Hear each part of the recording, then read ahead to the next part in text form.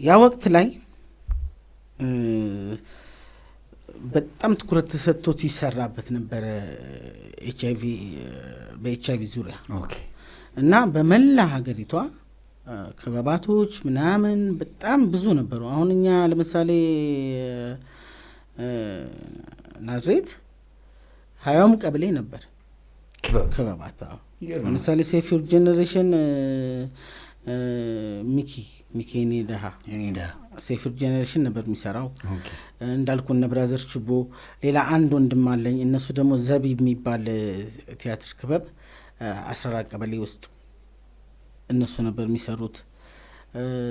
የኛ ደግሞ ንጋት ይባላል እና ራሳችን የመሰረት ነው።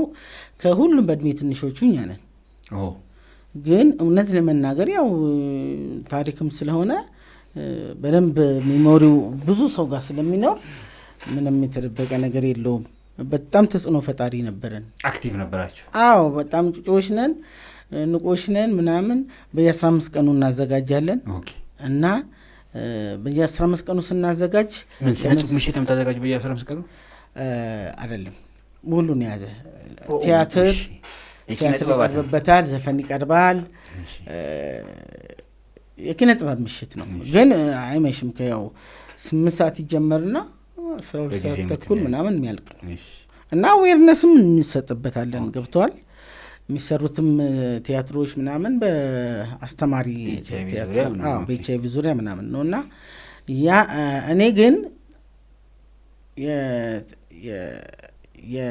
የዚህ የኪነ ጥበቡ ዲፓርትመንት የኪነ ጥበብ የቲያትርን መወሰን፣ ዘፈኖችን ማሳለፍ፣ ዘፋኞችን ሰምቼ መቅጠር ምናምን ብቻ በአጠቃላይ በአርቱ ዙሪያ ኃላፊ ነበርኩ። ኃላፊነት ተሰጥቶኝ ይሄ ቢሮ ነገር ምናምን አልፈልግም ብዬ ገምጋሚ ሆናል።